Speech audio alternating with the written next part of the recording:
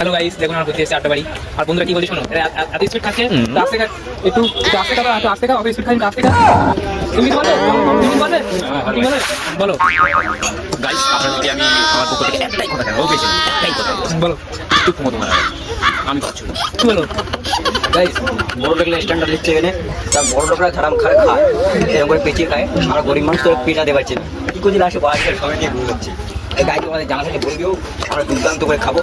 Hello guys, দেখো এই বন্ধুরা কি খাচ্ছে। তুমি বলো কি খাচ্ছ তুমি? আমি বড় লোকদের বলতে গেলে আমি নুডলস খাচ্ছি, কি হবে? বাট গরিব লোক হিসেবে বলতে গেলে ম্যাগি, সরি চাউমিন খাচ্ছি। দেখতে পাচ্ছ এই যে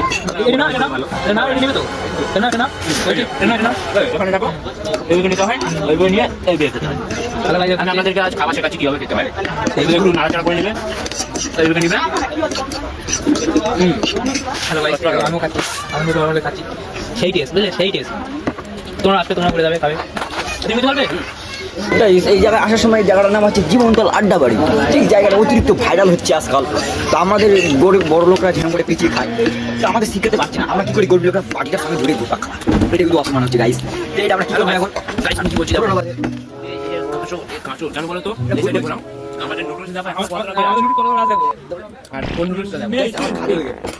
ওদের আগে আমরা দিয়েছি, আমি খেয়েছি গাবলা গাবলা, পেপড়া গালা। কারণ কি বলো তো গাইস, কারণ কি জানো, আমাদের বন্ধু বান্ধবদের মধ্যে এইটি সব থেকে বড় গরিব।